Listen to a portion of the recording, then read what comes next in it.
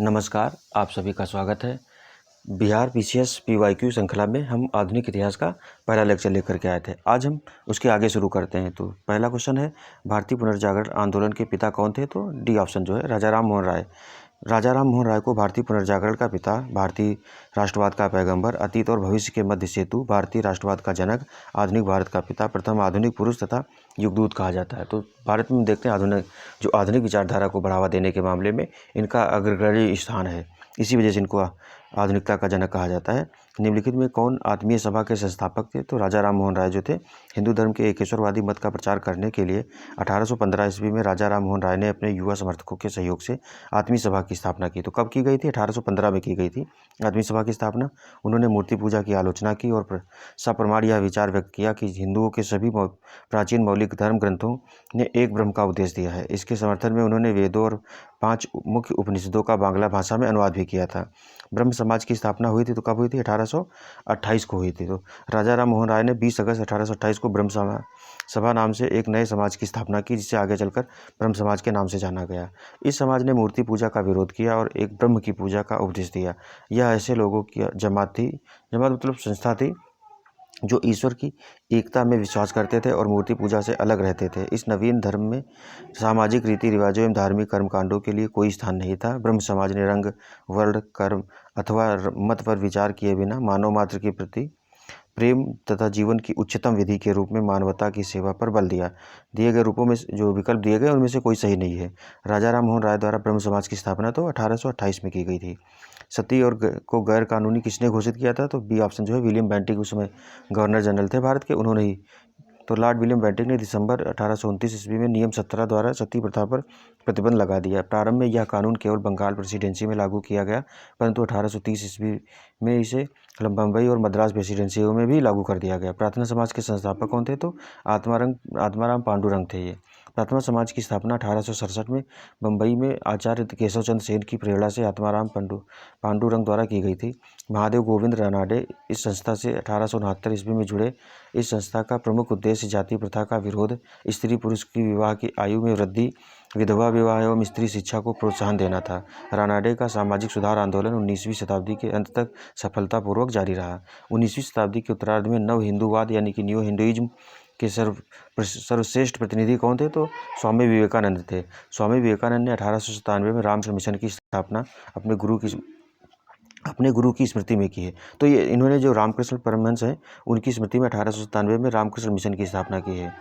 फिर है उन्होंने संन्यास धारण करके धार्मिक ग्रंथों का विशद अध्ययन किया। अपने गुरु की शिक्षाओं की व्याख्या को साकार करने का श्रेय स्वामी विवेकानंद को 1862 से 1902 तक के रहे हैं को है। उन्होंने इस शिक्षा का साधारण भाषा में वर्णन किया है। स्वामी विवेकानंद इस नवीन हिंदू धर्म के प्रचारक के रूप में उभरे। 1893 में वे शिकागो गए, जहां उन्होंने पार्लियामेंट ऑफ रिलीजन में अपना सुप्रसिद्ध भाषण दिया। इस भाषण में उन्होंने पश्चिमी संसार के सामने पहली बार भारत की संस्कृति की महत्ता को प्रभावशाली तरीके से प्रस्तुत किया है। इसके पश्चात उन्होंने अमेरिका और इंग्लैंड में भ्रमण किया और हिंदू धर्म का प्रचार किया है। तो 1893 में जो शिकागो में वैश्विक धर्म सम्मेलन हुई थी, उसमें इनका बहुत बड़ा योगदान रहा था, जिसमें हिंदू धर्म को लेकर के इन्होंने कुछ अच्छे विचार प्रस्तुत किए थे दुनिया के सामने।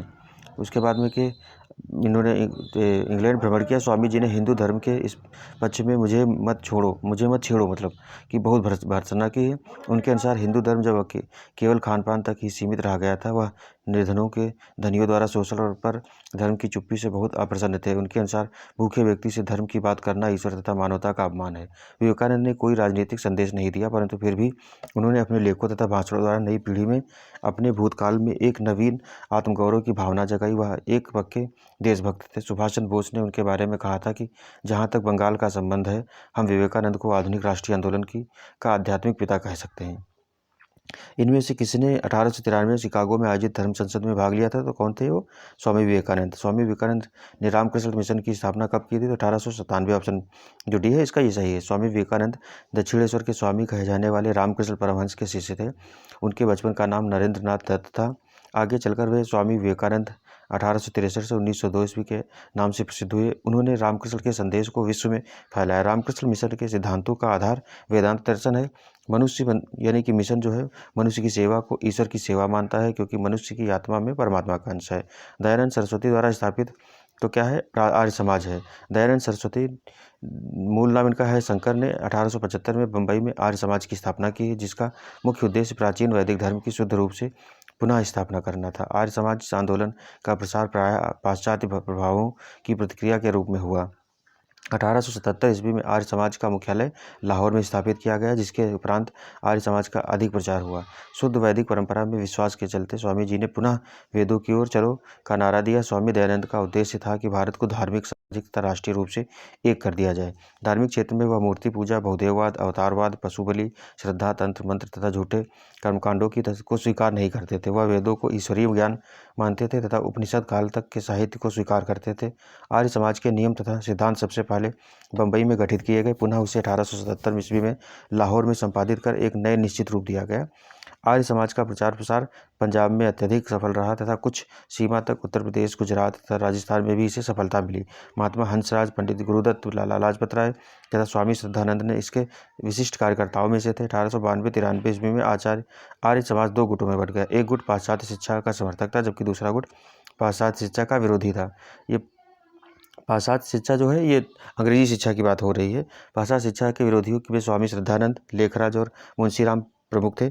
इन लोगों ने वर्ष 1902 में गुरुकुल की स्थापना की। पाश्चात्य शिक्षा के समर्थकों में लाला लाजपत राय तथा हंसराज प्रमुख थे। इन लोगों ने दयानंद एंग्लो, जो DAV सुनते हो नाम, तो वो वही है, की स्थापना की। इसने 1873 में सत्यशोधक समाज की स्थापना की थी। ऑप्शन बी, ज्योतिबा फूले जो है 1873 में इन्होंने सत्यशोधक समाज की स्थापना की थी। इन्होंने अपनी पुस्तक है कौन, गुलामगिरी 1872 में लिखी है। सत्यशोधक समाज की स्थापना भी की है।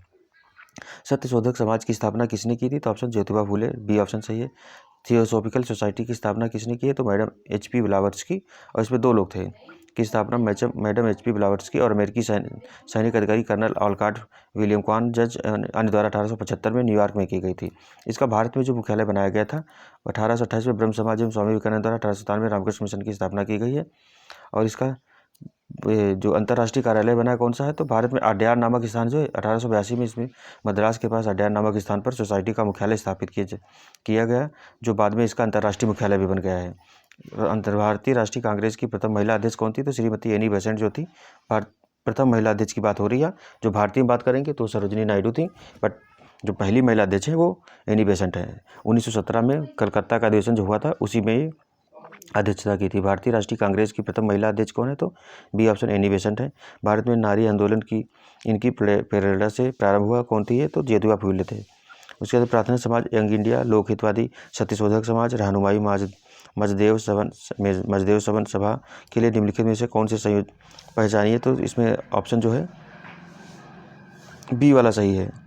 ऑप्शन बी हम देख रहे हैं कि आत्माराम पांडुरंग, मोहनदास करमचंद गांधी, गोपाल हरि देशमुख, ज्योतिबा फुले, नौरोजी फुरदोंजी जो है। तो प्रार्थना समाज की स्थापना 1867 में बम्बई में आचार्य केशव चंद्र सेन की प्रेरणा से आत्माराम पांडुरंग द्वारा की गई थी। महात्मा गांधी द्वारा प्रारंभ किए गए समाचार पत्र थे इंडियन ओपिनियन, हरिजन, यंग इंडिया तथा नवजीवन। महाराष्ट्र के समाज सुधारक गोपाल हरि देशमुख लोकहितवादी के रूप में विख्यात थे। 1873 ईस्वी में सत्यशोधक समाज की स्थापना ज्योतिबा फुले ने की थी। 1851 ईस्वी में नौरोजी फुरदोंजी ने अन्य पारसी सहयोगियों के साथ रहनुमाई माजदेवन सभा जो थी उसकी स्थापना की थी। तो बी ऑप्शन सही। नाई धोबी बंद सामाजिक बायकॉट का एक स्वरूप था जो 1919 में कहाँ हुआ है, तो किसानों द्वारा प्रतापगढ़ जिले में चलाया गया था।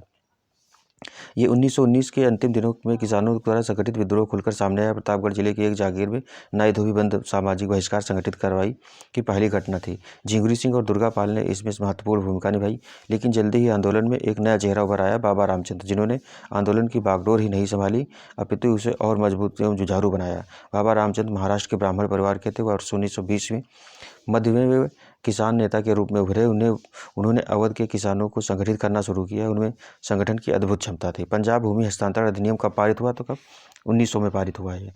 अवध के एका आंदोलन का उद्देश्य क्या था, तो सरकार को लगान जो है ये किस रूप में देना था, तो लगान का नगद में परिवर्तन करना था, मतलब कैश में देने की बात हुई थी।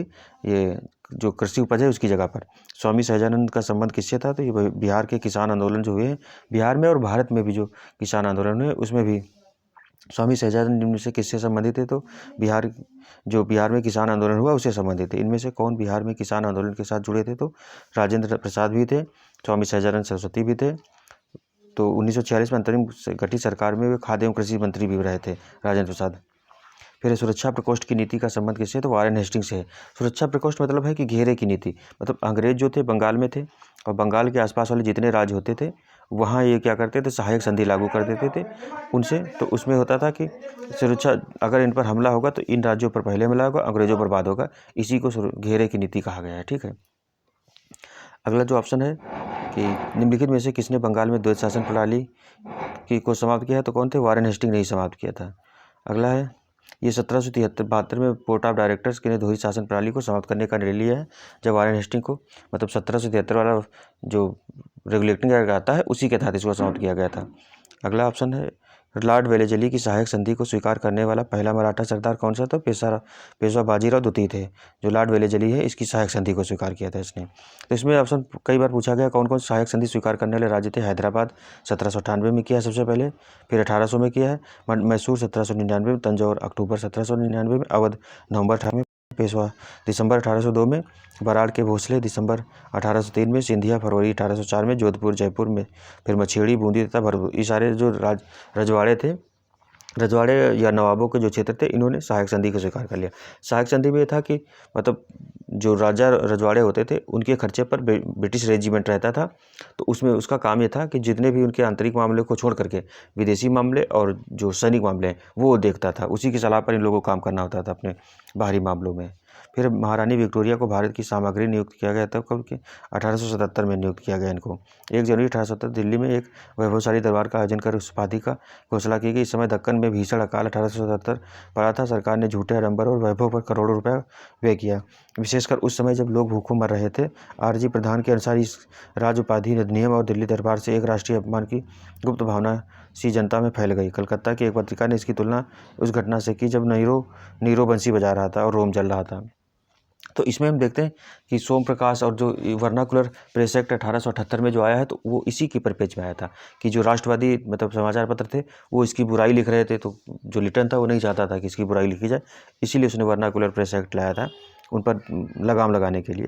मुंबई प्रेसिडेंसी एसोसिएशन की स्थापना किसने की थी, तो ऑप्शन जो इसका ई है, एक से अधिक लोग।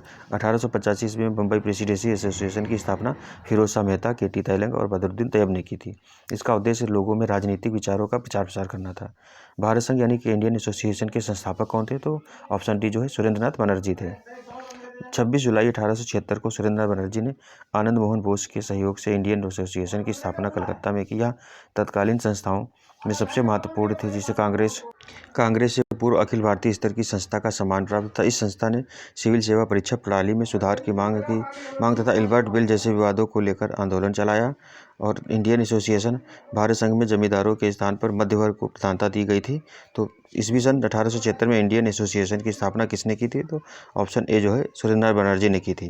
राष्ट्रीय कांग्रेस से पूर्व सबसे प्रमुख संस्था कौन सी थी, तो इंडियन एसोसिएशन ऑफ कलकत्ता थी। 26 जुलाई 1876 को सुरेंद्रनाथ बनर्जी ने आनंद मोहन बोस के साथ सहयोग से इंडियन एसोसिएशन या भारत संघ की स्थापना की थी। तो जब कांग्रेस स्थापित हुई उससे पहले की संस्थाओं में सबसे महत्वपूर्ण यही संस्था थी, जो लोगों को एकत्रित करके अपनी आवाज़ बुलंद करने के लिए प्रयास कर रही थी। सुरेंद्रनाथ बनर्जी को किस वर्ष भारतीय सिविल सर्विसेज से हटाया गया था, तो 1874 में इनको हटाया गया है। तो ये सिविल सर्विसेज में नियुक्त भी हुए थे, तो बाद में इनको हटा दिया गया था। राजनीतिक सुधारों को लेकर विरोध करने वाले पहले भारतीय कौन थे, तो राजा राम मोहन राय थे। उसके बाद मद्रास महाजन सभा की स्थापना की गई है, वर्ष कब, तो मद्रास महाजन सभा की स्थापना 1884 में की गई। कौन है, तो बी राघवाचारी, जी सुब्रमण्यम तथा पी आनंद चार्लू द्वारा की गई थी मद्रास महाजन सभा की। फिर भारतीय राष्ट्रीय कांग्रेस के प्रथम अधिवेशन में कितने प्रतिनिधियों ने भाग लिया, तो 72 प्रतिनिधियों ने भाग लिया था। और ये हुआ कहाँ था, तो भारतीय राष्ट्रीय कांग्रेस की स्थापना 1885 ईस्वी में ए ओ ह्यूम द्वारा की गई थी। तो इसके संस्थापक जो है ए ओ ह्यूम है, अंग्रेज अधिकारी थे। ये अवकाश प्राप्त अंग्रेज अधिकारी थे। इसका पहला अधिवेशन 28 दिसंबर 1885 ईस्वी को बम्बई स्थित गोकुलदास तेजपाल संस्कृत विश्वविद्यालय में आयोजित किया गया था। इसमें कुल 72 प्रतिनिधियों ने भाग लिया था। इसके पहले जो अध्यक्ष थे व्योमेश बनर्जी थे तथा इसके प्रथम महासचिव जो ए ओ ह्यूम थे, इन्होंने ही स्थापना जो की थी वही थे इसके महासचिव भी। भारतीय राष्ट्रीय कांग्रेस की स्थापना की गई थी, तो 1885 में की गई थी, बम्बई में हुआ था भारतीय राष्ट्रीय कांग्रेस की स्थापना, तो ए ओ ह्यूम ने की थी। उसके बाद में भारतीय राष्ट्रीय कांग्रेस के संस्थापक कौन थे, तो बी ऑप्शन ए ह्यूम थे।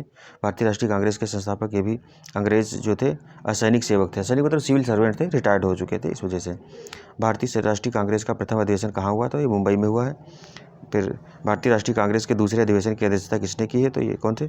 ऑप्शन बी जो सी है, शिरोनाथ बनर्जी।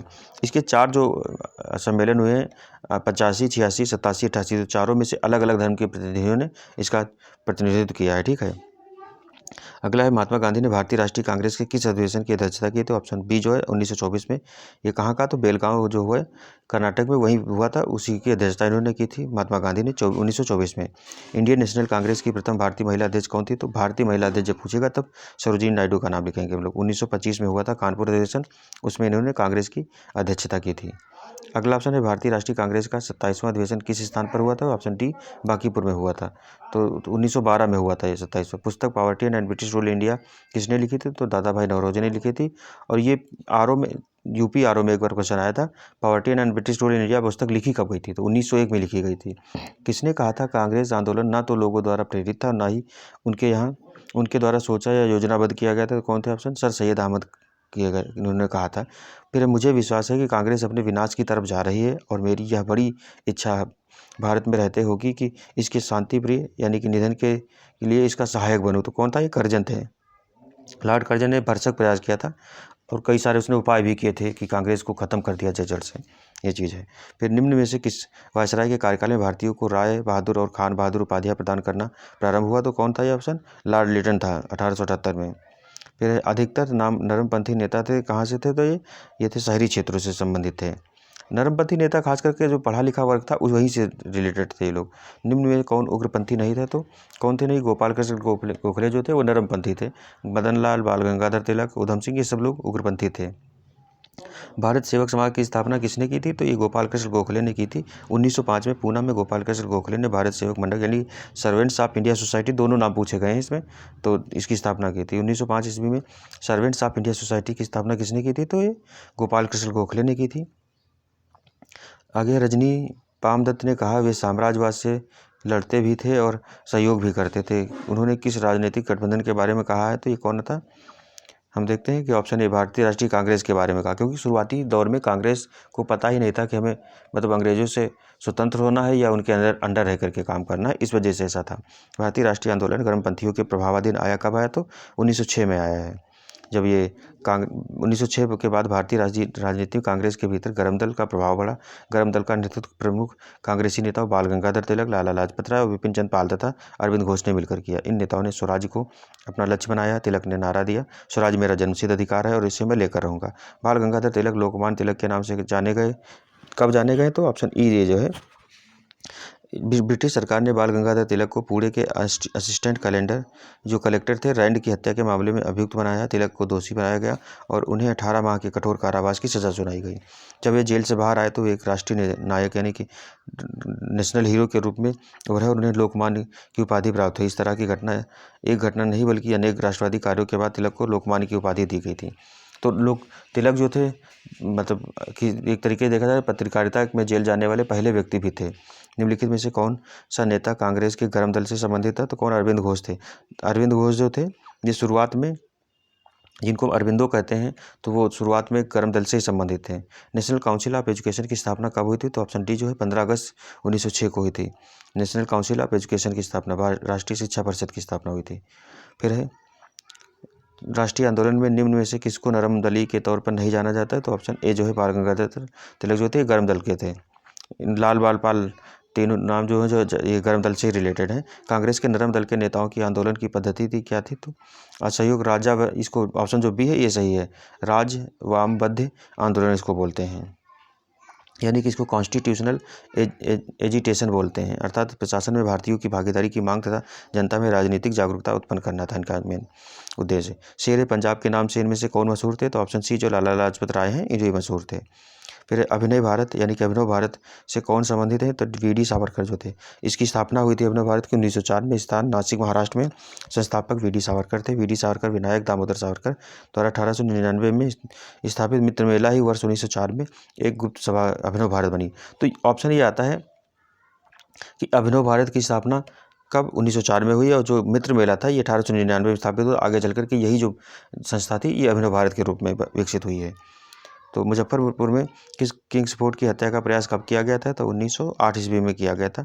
30 अप्रैल 1908 को बिहार के मुजफ्फरपुर में खुदीराम बोस और प्रफुल्ल चाकी ने किंग्सफोर्ड पर बम फेंका, परंतु किंग्सफोर्ड बच गया और दुर्भाग्य से राष्ट्रीय आंदोलन की हमदर्दी रखने वाले मिस्टर कैनेडी की पत्नी व पुत्री मारी गई। प्रफुल्ल चाकी ने पुलिस से बचने के लिए आत्महत्या कर ली और खुदीराम बोस को गिरफ्तार कर फांसी दे दी गई। इस तरीके का हुआ था।